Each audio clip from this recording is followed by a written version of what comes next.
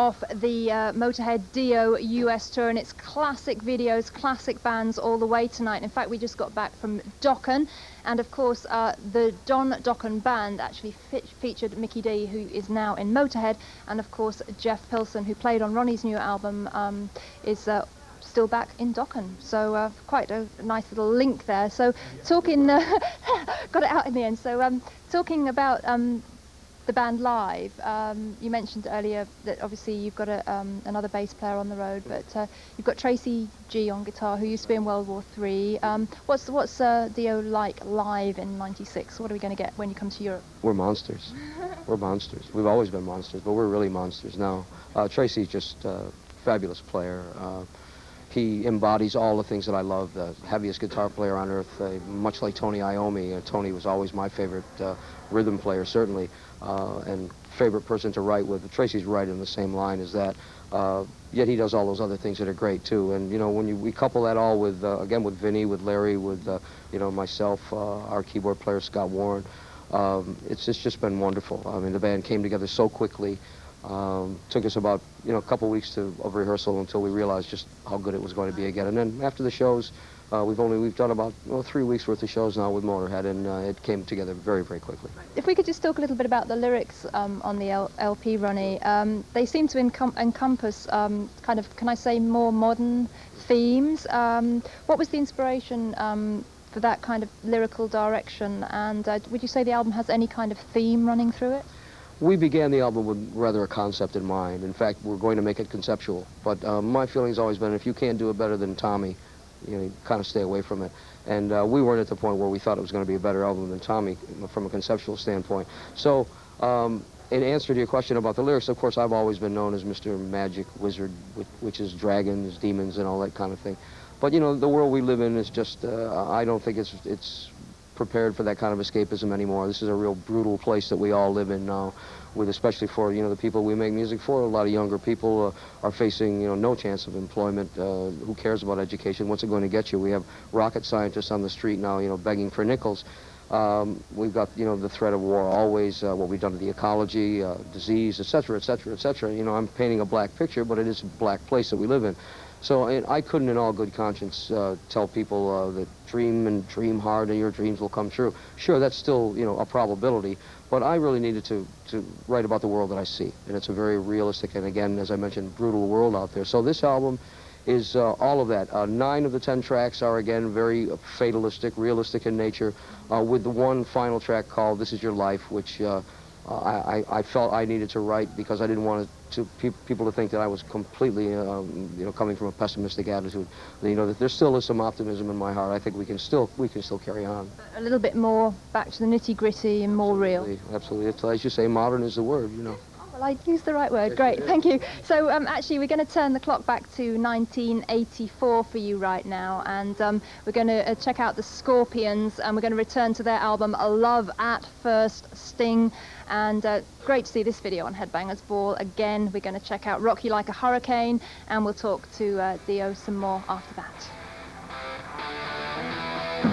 Talk to Ronnie and Vinny, and I think you touched on this a little bit on the last segment when we talked about the lyrics. You said that times are very different in the 90s, and I think that that is reflected in what's happening in the current rock scene.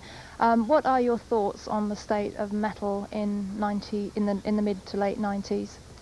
Well, it doesn't seem to be very healthy at the moment. A lot of the attention, of course, has gone to alternative styles of music, and so the pigeonhole that we've always been put in as metal people has even come down a little bit harder on us than it did before. I think that what we need to do as metal people is to think a little bit more futuristically, perhaps in the way that we've tried to do. I'm not saying that we're the standard bearers of this or in any way, shape, or form, but we've tried to listen to what's out there and take some of the attitudes of the younger musicians today and perhaps define them and refine them within the tradition that metal people have always had. And that's what we've done. I think that's what's needed to do. I think metal people have to think in future terms and not think about reforming so they can be the same band they were 20 years ago. That, I think, is the most awful thing that could ever happen, and I think that would certainly be the death knell for this kind of music. But I think that we won't have a problem. Unlike most people, I don't like to use that term, well, it's a cycle, it'll come back again, because if it does come back again, I won't be very happy with it, because I don't want to see that same kind of music made again. I want people to take steps Be forward. innovative. Absolutely has to. Let's invent a new instrument or something, you know, let's go, we're going to, you know, to the millennium, 2000's coming, you know, let's all take a walk there together.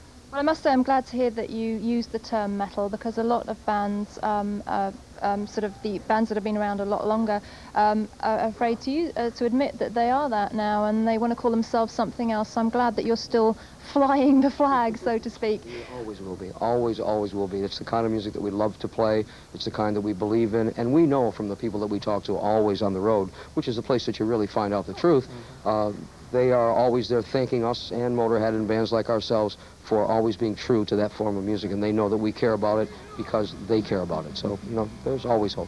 And here it comes again, strike through your heart.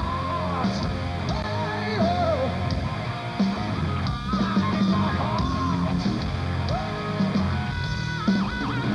What do you think, Ronnie, that you can offer, or not just old fans, but also younger fans of metal that maybe other bands can't?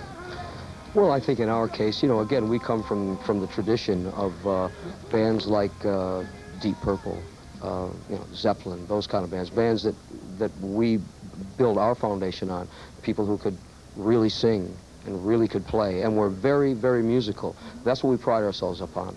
You know, we're heavy as hell, and we'll always want to be, and always will be.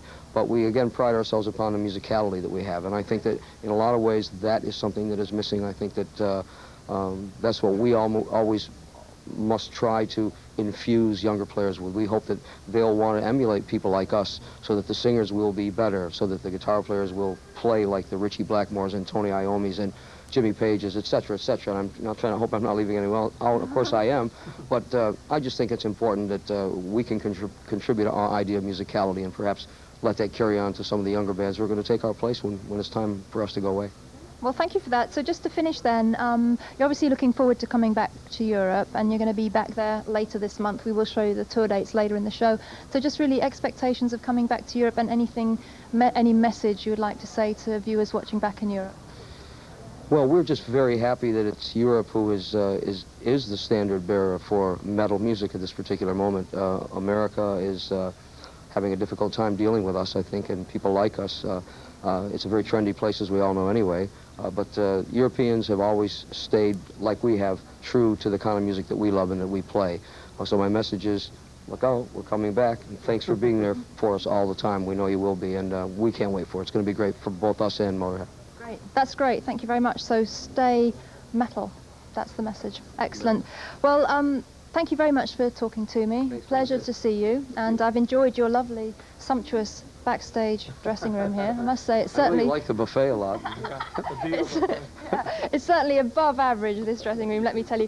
So we'll catch you again in Europe, I hope, and wish you lots of luck. Thank you Thanks, very Vanessa. much. Thank you. So that's Dio new album Angry Machines out now, and right now we'll check out some more Dio live here in New York City, and stay tuned after the break because we'll be catching up with Motorhead and finding out if their new album Overnight Sensation is maybe, I don't know, sarcastic or optimistic or whatever. We'll find out. But right now, taking us to the break, Dio live.